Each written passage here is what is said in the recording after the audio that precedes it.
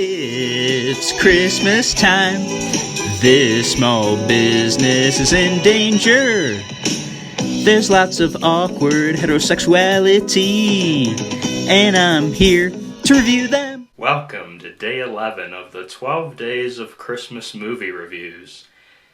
If you're noticing the release date, you're saying to yourself, whoa, this is well after Christmas. And indeed, if you can look at my face, it was quite the hectic Christmas for me. So my apologies that the 12 days have spread out to more like 18, 19 days, took a break, whatever.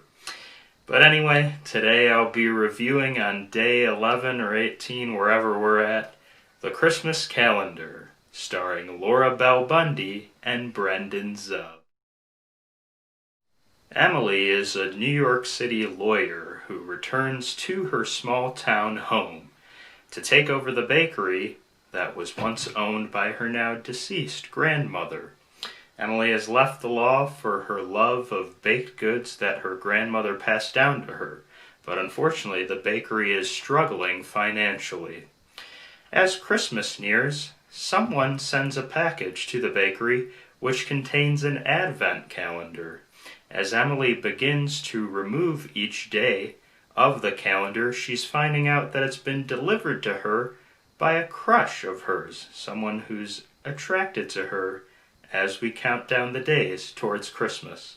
And as a result, the people of the town become very enamored with this calendar and each day's happenings to slowly reveal who is in love with Emily.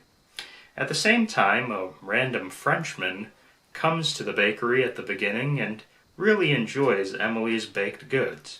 But she soon finds out this baker is a baker. The Frenchman is a baker. I screwed that up, but as you'll find out, Brendon, the actor, pretty much screwed up the French accent of the character. Does it take away from the film? Depends upon how annoying you find it. It was totally unnecessary to make him French, but as usual, a thing that is involved in Christmas movies, we must have someone with an accent for whatever reason. Anyways, it turns out this Frenchman Gerard is a baker and has actually been hired on by the rival supermarket chain across the street from Emily's bakery. So, what is the progress of the film? Well, do we find out that Gerard and Emily will slowly fall in love and can get over this rivalry over baked goods and their businesses? And will Emily find out who sent her this calendar and who has a crush on her and who is attracted to her? Could be Gerard, though he just arrived into town, or could be the wide variety of different weird guys that live in the town that Emily shouldn't be attracted to at all. But we'll find out. For what Christmas movies are, the Christmas calendar actually succeeds. And what I mean by that is we expect a certain level of cheesiness and positivity to it, and the Christmas calendar achieves that. The acting is not over the top. The French accent of Brendon is unnecessary and annoying, but it doesn't fully take away from his charm as a character and as an actor, and certainly in the blossoming relationship and rivalry that he has with Laura Bell Bundy's Emily. The supporting characters are for the most part pretty enjoyable as well too. They act very well, and then there's a couple characters, the woman who owns the floral shop and Emily's banker, who they depict as shy, but I think both of these people are on a heavy amount of downers.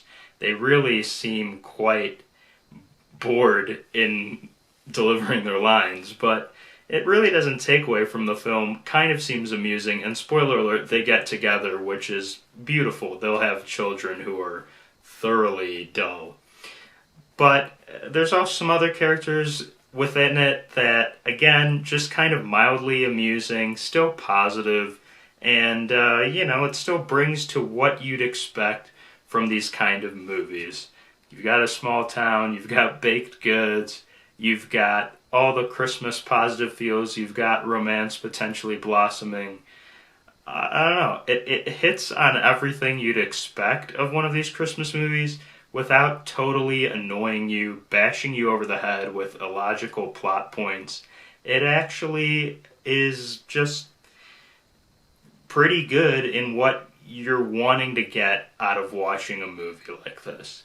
So I enjoyed the Christmas calendar for what it is. I watch it now every year. The film was released in 2017. I first watched it last year.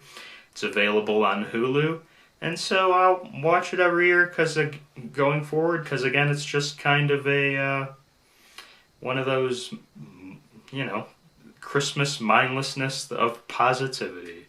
So I liked it. Only a couple characters that are kind of annoying, but that's why they're there. This guy who sells Christmas trees, he's kind of a douche. He's totally a douche. But for some reason, Emily thinks he might be the one sending the calendar. It's like, this guy's a complete douche. He wouldn't send a calendar or do anything. He is gross. And also the boss of the grocery store, she's a weirdo. And for some reason, they all bowl together. It makes no sense. But other than those little nonsensical moments, it's a positive Christmas film. So on a scale of a partridge in a pear tree to 12 drummers drumming, I give the Christmas calendar 10 lords a-leaping. So join me for the final day, the 12th day of the 12 days of Christmas movie reviews, which I'm on pace to probably release it in February, but come join me as I'll be reviewing Merry Christmas.